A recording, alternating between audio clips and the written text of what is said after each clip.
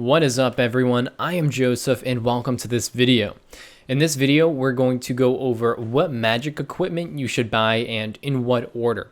Now, to keep things simple and to not get super in-depth on all the different and specific situations, this will be a general gearing guide mainly based on DPS. Your personal builds may vary a little bit depending on your situation, what you're fighting, etc. And I will be coming out with a more specialized video in the future with a focus on Slayer, but for now we're going to focus primarily on what order to buy your mage equipment in to maximize your magic DPS. Before we get into specific builds, I do want to mention a few assumptions that we'll be having throughout this video. The first one being that if you are doing Slayer, you will be using the Slayer helm imbued in your head slot. And I know I mentioned that I don't want to go into specific situations with this video, but I feel like the Slayer helmet is general enough to state that. I will be mentioning head equipment items to buy, but if you are doing Slayer, just replace that item with a Slayer helm for any tier that you're using, for any build tier. A second assumption that we need to make is that any untradeable items or items gated by quests will be able to be gotten, such as a god cape, or if you need to imbue a ring or an item, I'm going to assume that you're able to do that. I will also not be mentioning levels required to equip certain items, as again, I'm just going to assume that you're able to get those levels if you're looking to improve your gear. So now that we have our bases covered, let's get into the first item set, which would be the low end or the low tier build. The equipment you see on screen now is what I would classify as a low tier or a low level build. And these are items that are fairly cheap and will get you started. I'm not going to go over a buy order for this loadout because it's relatively cheap, sitting around 370k at the moment. So you should be able to just straight out buy this if you are looking to train magic. As you can tell, this loadout is just full mystic with an elemental staff, a god cape, and a tome of fire. Now, I am trying to be as general as I can. That being said, you may change your weapon depending on what spell you do end up choosing. And the Tome of Fire is based off just its pure stats, not off of using fire spells. I will try to keep my suggestions as general as possible and not get into those specific situations. So if you are using a Slayer staff to do Slayer Dart or whatever you end up using in terms of your actual spell, you can replace that weapon pretty easily. And the Tome of Fire is very good just for its raw stats, even without the extra effects. So this is kind of our low tier build, and this is what we will use to build upon to get to more of a mid or higher level build. Now that we have kind of a base build down, we can take that and start to build off of it. The suggestions I will be making will be what you should buy in a specific order, and that order is based off of the amount of DPS value you will be getting for the amount of money it will cost to obtain that item. So the first thing we need to go over is your weapon choice. Now, this is incredibly variable depending on what you're doing. As a standard, the Trident of Seas is probably the most cost-efficient item to use, and it gives you an incredibly large increase in DPS over elemental staffs and any other low-level spells. The Trident of Seas will give you that biggest push or the biggest boost. That being said, your goal may be to cast a different spell. So on screen, I have listed two other items that will be very helpful at this tier level. The first being the Staff of the Dead. And while the price tag on this may be a little hefty for what tier this is at, I definitely think it's worth it, not only for the damage boost, it gives a 15% damage boost, but if you are casting a normal combat spell, it gives a 1 in 8 chance to not even use the runes when casting the spell. So it not only gives you that damage increase, but also allows you to possibly save some of the runes you're casting. So that's why I'm putting it in this mid tier, as it does save you a bit of money. The last one would be an Ancient Staff. If you are looking to cast Ancient Magics, that is the one that I would be going at this tier. I will be getting into some other options for Ancient Magics specifically later on, but these are the three different options that I would suggest to you depending on what type of spell you're looking to cast. If you're looking to cast more of the standard spellbook spells, go with the Staff of the Dead. If you're just looking to kill monsters and get some general DPS increases, go with the Trident of the Seas, as again, that is the cheapest and the cost per spell is relatively low. And if you are looking to do a little bit of bursting at this point, go with the Ancient Staff. Now that we have the weapon out of the way, we need to go into the equipment. and I'll be going over which items you should be focusing on and which items should have priority over the other ones. The first upgrade you should look at getting is the Occult Necklace. Now, the reason you want to look at this is not only for the stat boost over the Amulet of Glory, but also the fact that it gives magic strength. And this is incredibly important, especially at these early levels, as magic strength gives you the highest DPS increase against low level and low defense monsters. Most of the armor and equipment in this tier give accuracy bonuses, so getting this magic strength right off the bat will give you a pretty sizable boost in DPS. The next item you want to look at getting is Barrow's Gloves. These are a sizable upgrade over Mystic Gloves, and for a 130k price tag, which will never change since you buy it from my shop, it's definitely worth picking up and doing the quests to obtain. The next item you want to look at obtaining is the Seer's Ring, and then following up with getting it imbued.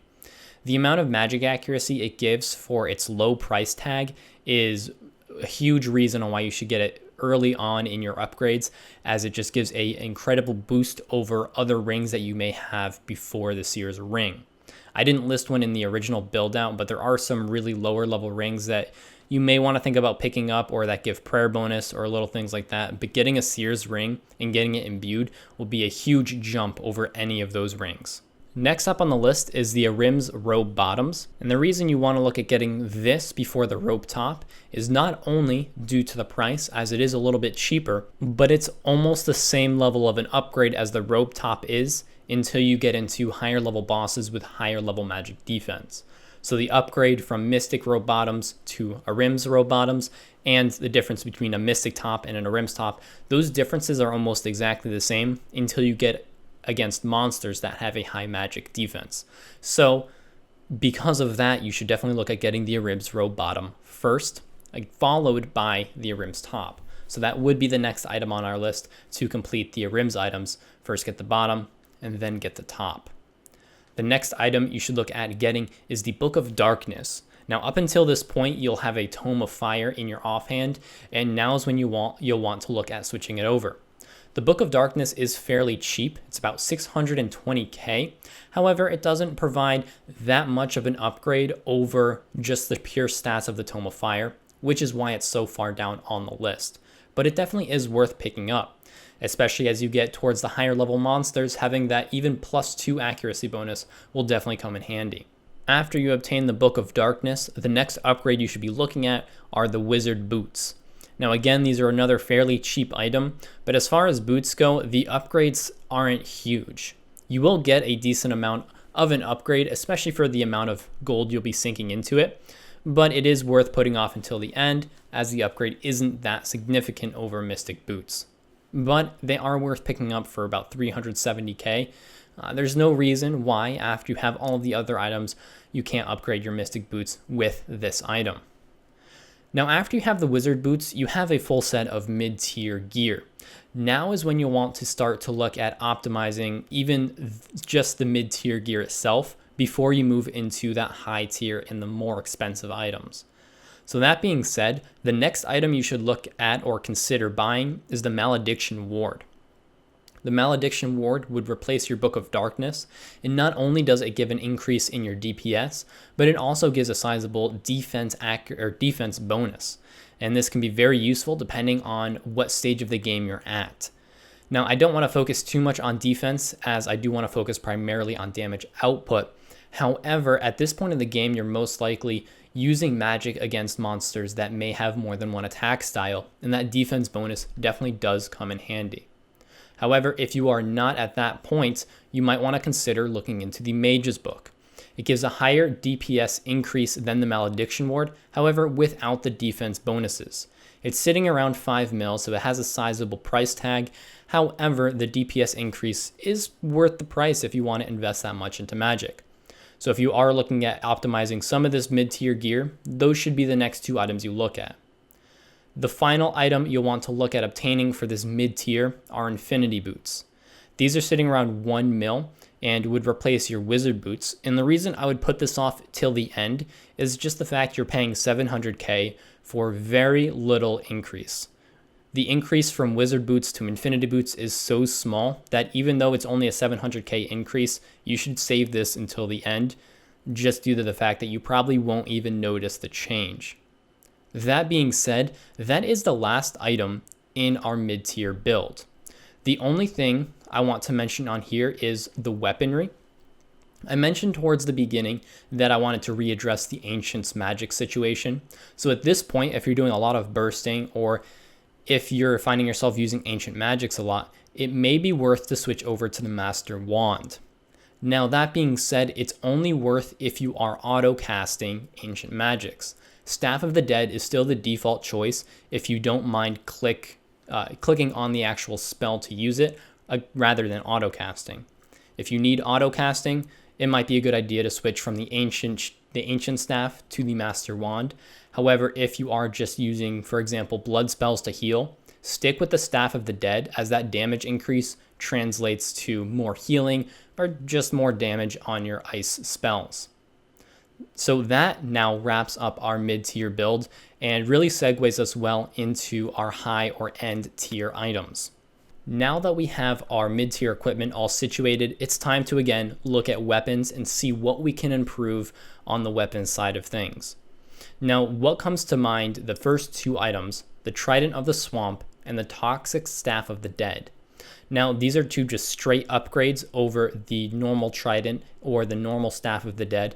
They add a little bit of damage as well as the venom or poison effect, depending on what monster you're fighting. Now, you can get these items before you even finish your mid-tier build. However, it's not entirely necessary, and these items, in my opinion, are more situational as to when you'll need them. For example, you may not need a Trident of the Swamp for, let's use an example of Steel Dragons, where you can just use a normal Trident of the Seas without paying the extra price tag of the Trident of the Swamp. However, now that you've made it past that mid-tier and are going a little bit into endgame, it's time to start looking at if that extra DPS increase is worth the 2 to 3 mil price tag. And at this point, I would say it is, especially looking at the prices of some of the other upgrades we'll be making in just a few seconds. It's probably worth it right now to go ahead and purchase either the Trident of the Swamp or the Toxic Staff of the Dead, depending on what your primary use for magic is. There is one more weapon I do want to mention, and it's the Kodai Wand. Now, the reason I wouldn't suggest getting this towards the beginning of your upgrades is just due to the price tag. It has quite a significant price tag, and it does give a magic damage increase or a magic strength bonus. However, it is just for casting ancient magics, so if you aren't auto casting ancient magics all too much, you can still stick with the Staff of the Dead and get the Staff of the Dead's damage increase. However, if you have the money and you are looking to continue to auto-cast Ancients, you can upgrade your Master Wand to a Kodai Wand. However, I wouldn't suggest it towards the beginning of these upgrades, as there's other things that you can use that money towards. So now that we have the weapons all situated, let's move on to the actual equipment of this high tier build. And the first item we want to look at obtaining is the Tormented Bracelet. The Tormented Bracelet will replace your Barrow's gloves and will give a significant magic damage increase. They have magic strength attached to them, and that itself will give a significant increase over low defense monsters and will still help you quite a bit over the Barrow's gloves for higher defense monsters. So the Tormented Bracelet's what you want to look at getting first. The next item that you should look at obtaining are the Eternal Boots. While these may not give a giant stat increase over the Infinity Boots, the price tag of 4 mil does make them worth picking up fairly early on. Again, they're very cheap, and these are your best in slot boots, so they're worth getting out of the way towards the beginning of this high tier build. The next item you should look at getting is the Ancestral Hat. Now, this is only if you are using magic outside of Slayer. If you are primarily doing Slayer, you can skip over this entirely. The reason we're getting the Ancestral Hat first is because while the upgrades for accuracy aren't huge, it does give a 2% damage increase just through the strength.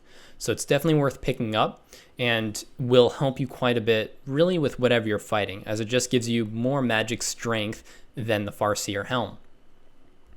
After the Ancestral Hat, the next upgrade you should look at obtaining is the Arcane Spirit Shield. Now again, I do want to say that we are focusing primarily on DPS, so this item may be swapped out depending on what activity you're doing. If you need a little bit more defense, swap this out for whatever you need it for. But if you are looking for the most damage outputs, the Arcane Spirit Shield is what you should be focusing on next.